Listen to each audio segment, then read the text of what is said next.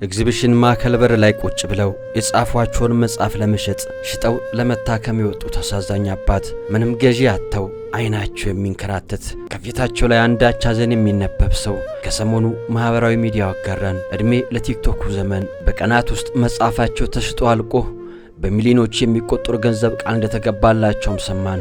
ለመሆኑ ገንዘቡ የት ገባ? ቫይራል የወጣው ቪዲዮ እኚህ ሰው ማን ናቸው? ለምንስ መጽሐፋቸውን ይዘው አደባባይ ወጡ?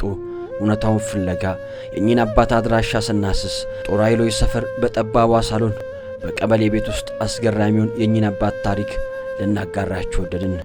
ባረጁ መጽሐፍት የተሞላች መጽሐፍት መደርደሪያ፣ በአንዱ ግድግዳ ጥግ በክብር የኖረ የጉብዝና ወራት ማስታወሻ ፎቶ፣ ደግሞ ወዲያ ማዶ በገና ደርዳሪ ስለመሆናቸው ከሲሳይ በገና የተለገሳቸው ሌላኛው ምስክር እኚህ ሰው ማን ናቸው? ከዚህ በፊት የጻፏቸውን ከ6 በላይ መጽሐፍት በተራ አሳዩኝ።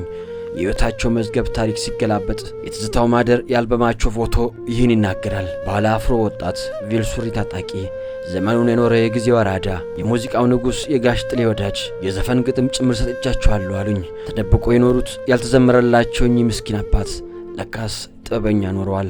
ለአንጋፋዎቹ ድምፃውያን ሙባንጂ ስለሺ፣ ለእነ ኤልያስ ታደሰ፣ ለነገነት ቦጋለና ለነቻላቸው፣ ለመዲናው ንጉሥ ለአሸብተ ሚካኤል ደምሴ የዘለሰኛ ግጥሞችን ሰጥቷቸዋል። መንፈሳዊም ናቸው። ከቅድስት ሥላሴ የቴዎሎጂ ምሩቅ፣ በንስሐ ዘመን በገና ደርዳሪ፣ ለሊቀ መዘምራን ቴዎድሮስ ዮሴፍ ጭምር ዝማሬን ሰጥተዋል። ዛሬ እነኛ ስል ብዕር የሚጨብጡ ጣቶች ዛሬ ላይ ደክመዋል። የበገና ጅማት መደርደር ሳይችሉ ቅኝቱ ጠፍቷቸው እንዶ ይታገላሉ። እንጀራው እንኳን መቁረስ እህል እንኳን መቅመስ ድካም ሆኖባቸው የጉርሻ አጋዥ ፈልገዋል። ግማሽ አካላቸው በነርቭ ህመም እንቅስቃሴ ያቁመዋል። ፈጣሪ ደግ ነው። በታመመው ግማሽ አካሉ ምትክ ሌላ ግማሽ አካል በእናት ሚስት ክሷቸዋል።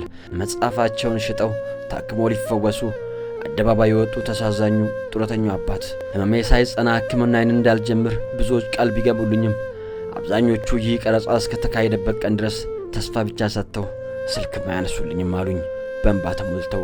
እነሆ በጓዳ ተደብቆ የቀረ የአገር ባለውለታ ሆድ ፍጆ ተብሎ በሚስጥር የተያዘ ቲክቶክ አደባባይ ያወጣው ሥራ ከሌለባት ጎጆ የሚተረክ ያሳዛኙ አባት ታሪክ ነው ይሄ።